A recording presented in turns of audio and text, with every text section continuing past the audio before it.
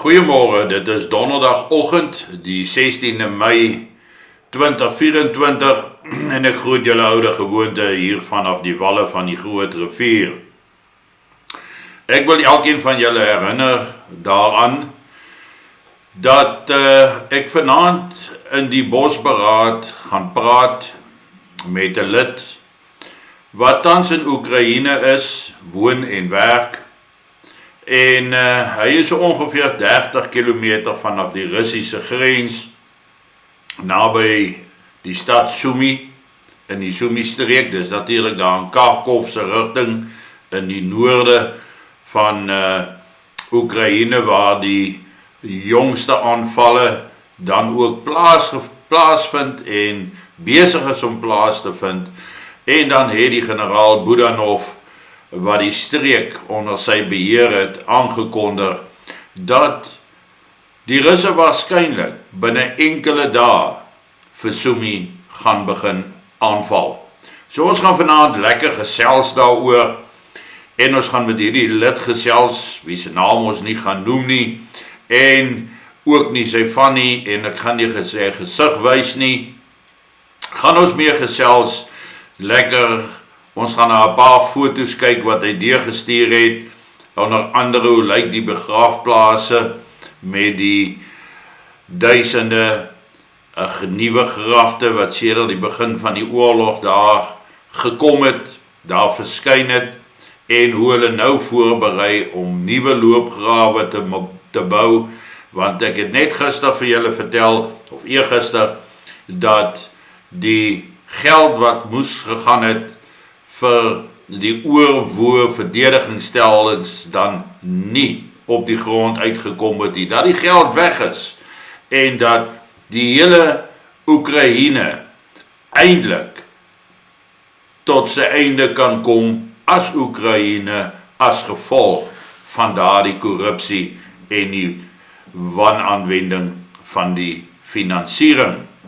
Nou gister het ek met julle gesels rondom alledaagse geweld, hoe hierdie geweld groei tot 'n volgende stap. Die een ding gee aanleiding tot die volgende ding. En ons weet dat met die aanloop na die verkiesing gaan ons nog baie gesprekke hoor wat eintlik mense se gemoedere gaan opjaag, wat mense meer bekommerd gaan maak, maar wat ook die hele situasie in Suid-Afrika oor die afgrond kan dryf en dit kan lei tot ongekende geweld en anargie. En ek het begin praat hier ook te sê waaroor SBB gaan, dat ons 'n apolitiese organisasie is, dat ons geen verbintenisse met enige politieke party of 'n groepering ongeag aan watter kant van die politieke spektrum dit lê nie. Ons is 'n groep oud soldate, hoofsaaklik, daar's ook baie jong mense wat hulle met ons koers en rigting vereenselwig om 'n plan te maak, omdat ons die potensiële bedreiging wat ons in die gesig staar besef, dat ons dit waardeer het en dat dit nodig was om daarvolgens 'n plan te maak wat van toepassing is op 'n nasionale vlak om na al ons mense te probeer omsien binne 'n meer veiliger gebied. Ek het dan ook die visie genoem, die skep van 'n veilige omgewing vir 'n volhoubare progressiewe voortbestaan. So vandag staan ons stil by die missie. Die visie is 'n baie breë stelling. Die missie gee vir ons meer inligting, meer feite wat beskikbaar kom. En dan sê ons SBB se missie is om 'n georganiseerde, beskermde, geografiese area te verseker, in stand te hou en te ontwikkel waarheen enersdenkende behoudende persone, enersdenkend en behoudend ons mense heen kan migreer. Het sy dit op 'n tydelike of 'n permanente basis is, tydens 'n situasie van politieke of enige ander vorme van onstabiliteit in Suid-Afrika of Namibië. Ek gaan dit herhaal. SBB se missie is om 'n georganiseerde, beskermde geografiese area te verseker, in stand te hou en te ontwikkel waarheen eenigsdenkende behoudende persone kan migreer, tydelik of permanent, tydens 'n situasie van politieke of enige ander vorme van onstabiliteit elders in Suid-Afrika of Namibië. So hier het ons 'n bietjie 'n baie breër omskrywing, 'n meer omvattende omskrywing as die visie, en ons sê dus, ons het 'n gebied geïdentifiseer waarbinne ons georganiseerd kan oorleef, kan voortbestaan, en hierdie gebied moet geskik wees om voedsel te produseer, dit moet geskik wees om die integriteit van daai gebied te beskerm, om dit te bewaar.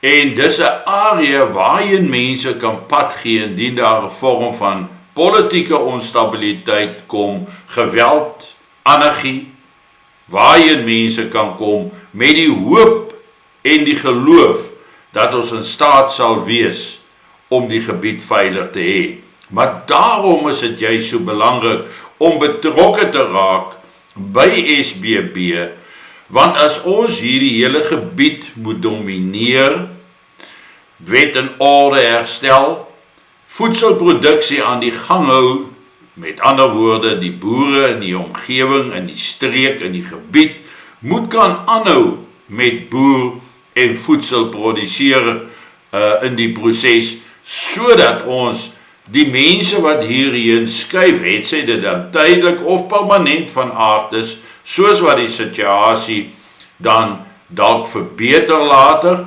nadat dit eers baie sleg was, moet ons dan vir die mense kan voorsiening maak binne in hierdie gebied. En onthou weer eens, soos ek gisteroggend genoem het, anargie, chaos, geweld kan oor 'n verskeidenheid van redes uitbreek. Maar dit gaan hoofsaaklik gekoppel wees aan 'n onstabiele politieke omstandigheid in Suid-Afrika. Want dit is nou reeds, die hele chaos, die verval, gaan juis oor die onvermoë om polities hierdie land te bestuur. En dis hoekom ons is in die posisie waarin ons is.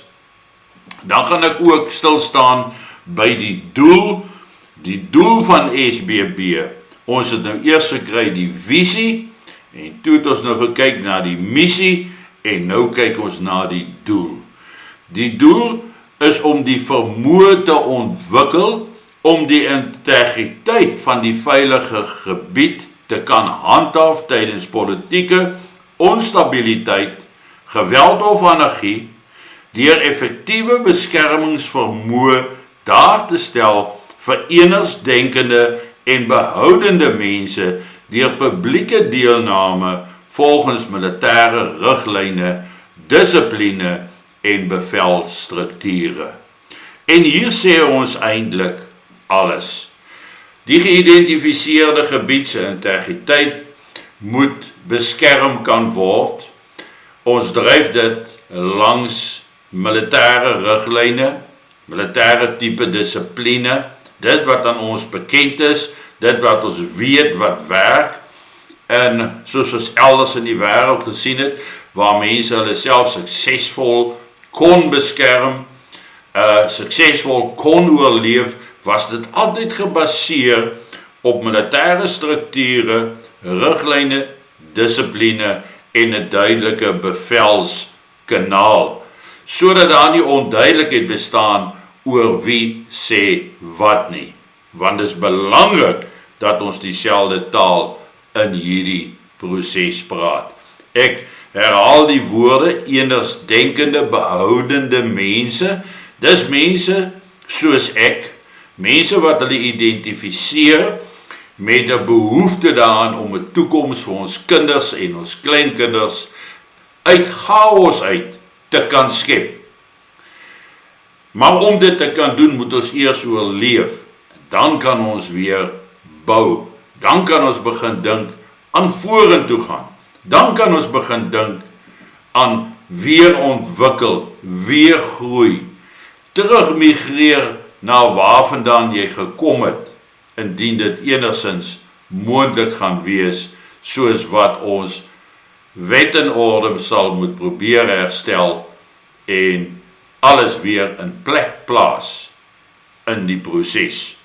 Môre gaan ek met julle praat rondom die embleem, waarvoor die embleem staan, wat beteken dit? Elke deel van die embleem het 'n betekenis, die kleure het betekenisse, en mense wat hulle self daarmee en met die visie, die missie en die doel kan vereenselwig, is mense wat behoort deel te raak van SBB, deel te raak van hierdie groepering, wat 'n gebied moet voorberei en te skep, waar binne mense veilig kan verkeer. Dit beteken nie, ons as organisasie moet almal kan voed nie. Nee, ons moet die boere in staat stel om te boer, sodat ons mense kan voed. Kyk groter na die prentjie. Ons gaan nie mieliepitte plant om te oorleef nie. Nee, die boere moet plant soos normaalweg kan voortgaan. Ons moet dus hulle veiligheid kan waarborg deur gebiedsdominering effektief toe te pas. Ons moet hulle in staat stel om hulle werk te doen, sodat ons mense kan oorleef en weer kan opstaan in hierdie veiliger gebied. Want, ook soos ek gister verduidelik het, ongeag waar jy nou woon, ongeag hoe mooi jou huis is, ongeag hoe goed jou sekuriteitsstelsels is, ongeag hoeveel kameras jy opgesit het, dit gaan nie help wanneer nasionale geweld en anargie uitbreek nie. En onthou, daar's al hoe meer mense wat begin praat van nasionale anargie, wat vra, en dan sê hulle dink nie dat die weermag en die polisie gaan in staat wees om anargie op 'n nasionale vlak te beheer nie. Hulle sukkel reeds om gelokaliseerde probleme te hanteer. Hoe gaan hulle landwye probleme hanteer?